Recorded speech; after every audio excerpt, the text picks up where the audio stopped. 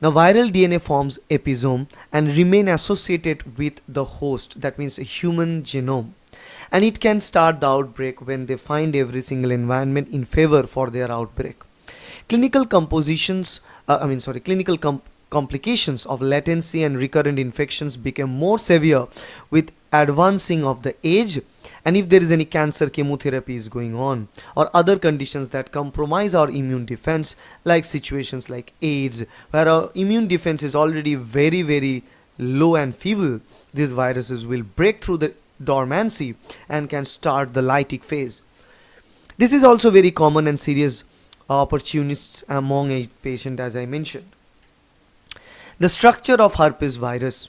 If you look at the herpes virus structure, it is, as you can see, the large enveloped icosahedral double-stranded DNA virus. So literally this particular sentence tells us all about the structure of a virus, because we have talked about the viral structure in the previous video lecture. Large virus, first of all, it's an enveloped virus. It has an icosahedral geometry for its capsid, and it carries double-stranded DNA as a genetic material. But this herpes virus replicates within its nucleus. So this is the nucleocapsid, where we have the icosahedral. You can see this is the icosahedral structure. This icosahedral is the capsid, and inside of which we have the double-stranded DNA, and we have all the cell membrane outside. But in between the cell membrane, which contains spikes, we have surface glycoprotein layers like surface glycoprotein GD, GB, GH, GL and GC. But apart from the spikes, also in between this capsid as well as the cell membrane, a region which contains tegument proteins, as well as the tegument components hold it's like a jelly like coating that prevents the capsid as well as the double-stranded DNA inside the virus to be protected against the outside damage. So to kill this virus, you cannot just destroy the envelope, you need to go inside and destroy its genome. This herpes virus is of a very large family. We have 8 intact humans, 8 of them infect humans. HSV1 to HSV2, VHZ. So HSV1 herpes simplex virus 1, HSV2 herpes simplex virus 2, VZV varicella zoster virus, CMV cytomegalovirus, EBV Epstein Barr virus, HHV6 herpevirus 6, which is known as roseola, HHV7 herpevirus 7, and HHV8 herpevirus 8. So these are the 8 viruses from this herpes virus family that can infect human, and they are associated with totally different type of diseases. As you can see, the human are susceptible to 2 varieties, HSV1 and HSV2. Usually HSV1 leads to formation of lesions on the oropharynx, cold sores, fever, blisters in early childhood. So that's HSV1. But for HSV2, lesions on genitalia, possibly oral, occurs in ages from 14 to 29 and can be spread throughout, and it can be spread without the visible lesions forming. So the difference between the two: transmission for HSV1, close contact, usually of face, while HSV2 is through sexual, means STD, sexually transmitted disease. Latency for HSV1 occurs in trigeminal ganglion, while HSV2 occurs primarily in scleral ganglia. So that's the difference. In case of HSV1, it's in trigeminal ganglia infection. In case of HSV2, it's scleral ganglia. Skin lesions on HSV1, they generally form skin lesions on face and mouth, while HSV2 on internal, external genitalia, thighs and buttocks.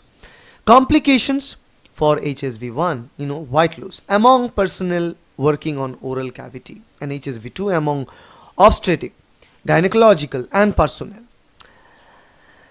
Neonatal infections for HSV1 causes up to 30% of the cases, but for HSV2 causes most of the cases through the contact with the birth canal, which is already been infected. So HSV2 is mostly going to be infecting its spreading the disease by infecting its children during, you know, their neonatal phase. Epidemiology: the transmission by direct exposure to secretions containing the virus, active lesions most significant source, and genital herpes can be transmitted in the absence of lesions, even though we cannot see the lesions outside. That doesn't mean that person cannot infect. Obviously that person can infect. HSV multiplies in sensory neurons, moves to ganglia. As I said, HSV1 enters fifth cranial nerve, and HSV2 can enter lumbosacral spinal nerve trunk ganglia. So lumbosacral spinal nerve trunk ganglia can be infected by HSV2. So as you can see in this picture, the transmission of HSV1 into the fifth cranial nerve, and for HSV2 in lumbosacral spinal nerve trunk. Epidemiology in the other round: recurrent infections are also possible by HSV. Recurrent infection is triggered by various stimuli like fever, UV radiation, stress, and mechanical injuries. And newly formed viruses migrate to body surface, producing a local skin or maybe a membrane lesion. But although it can recur, but the recurrent infections effectivity and the virulence is not that high as that of the primary infection. Type 1 herpes simplex virus in children and adults. We call it herpes labialis. Fever, blisters, cold sores, and most common recurrent HSV1 infection. Vesicles occur on mucocutaneous junction of lips and adjacent skin, as you can see in this picture very clearly. Itching and tingling prior to the vesicle formation is always a symptom. Lesion crusts over in 2 to 3 days and then heal itself. Herpetic gingivitis.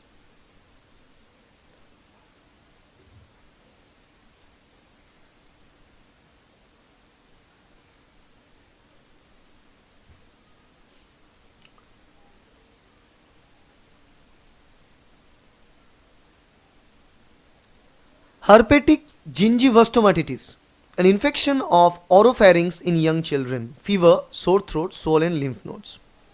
And herpetic keratitis occurs, we also call it ocular herpes, inflammation of the eye, and then gritty feeling in the eye, conjunctivitis, sharp pain, and sensitivity to light all can be infested.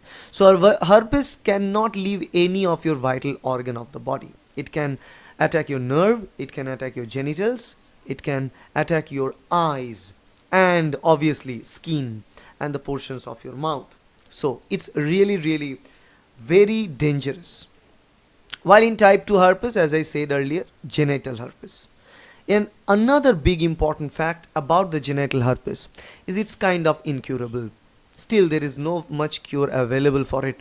Starts with malaise, anorexia, fever, and bilateral swelling and tenderness in the groin. Clusters of sensitive vesicles on the genitalia, perineum, and buttocks. Urethritis, painful urination, cervicitis, itching, vesicles ulcerate. So recurring bouts, usually less severe, triggered by menstruation, stress, and concurrent bacterial infection. All these things are much common during the recurrent infection phase. But in the primary infection phase, it's directly very much painful and it's very shameful for social conventions as well. Herpes of the newborn. HSV1 and HSV2 both can be there, but mostly HSV2 because of its genital transmission. Because if the cervical canal is infected with HSV2, then this is potentially fatal for the neonate and for the fetus as well. The infant contaminated by the mother before or during the birth, and it have hand transmission by mother to infant, an infection of mouth, skin, eyes, and especially central nervous system. Preventive screening of pregnant women, delivery by C-section if outbreak at the time of birth, it can somehow reduce the risk of the neonate to have that same infection. It can be reduced. And there are miscellaneous herpes infections like herpetic white lung. Herpetic white lung HSV1 or HSV2 can penetrate a break in the skin and can cause a localized infection, usually on one finger. Extremely painful and itchy at the same time. It seems like kind of rotting your skin. You can see this picture in the right hand side. While HSV1 encephalitis, rare, and it's very rare but most common sporadic form of viral encephalitis in US. Okay, so those with underlying immunodeficiencies are prone to severe and disseminated herpes, but this generally occurs to AIDS patients because normally a healthy individual can easily fight against the infection because of this infection's portal of entry and the strategy of infection. But if a person which is immunocompromised due to AIDS or with the help of any other medication, immune medication is going on, for those person this disease is severe. Diagnosis, treatment and control of herpes simplex. Vesicles and exudates are typical diagnostic symptoms, scrambling from the base of the lesions showing giant cells. Cultures and specific tests or diagnosis, severe disseminated HSV. Direct fluorescent antibody test is also available to check the presence of the antibody specific to confirm the infection. Treatment, acyclovir, okay, valacyclovir, and other topical medications. Topical medications to prevent the itching and reduce the pain from the blisters on the skin because it mostly attacks the epidermal cells. While acyclovir, famciclovir, valacyclovir are the antiviral drugs that can kill the viruses, that can prevent the viral life cycle. But taking of this acyclovir or taking of these antiviral medications are not that helpful and beneficial after the infection is caused. So one person can take these antivirals to prevent the viral attack and to prevent the onset of the viral infection in the very first time. So the dosage of antiviral treatment is also provided in this picture, where acyclovir for adults 400 milligrams 3 to 5 times per day, and prophylactic dose 400 milligram twice daily. Valacyclovir 500 milligrams 3 times per day. Famciclovir 250 milligrams 3 times per day. For prophylactic dose is always kind of a reduced form or is almost a similar form.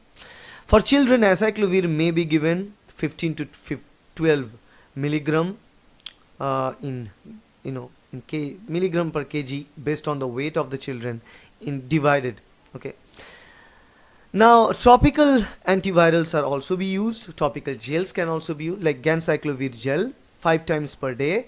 Better dosing and surface toxicity profiles versus and trifluridine 1 drop every 2 hours, reduced to 5 times per day after 3 to 7 days. Okay, so this can also be done. So ganciclovir gel works kind of fine in controlling the blister.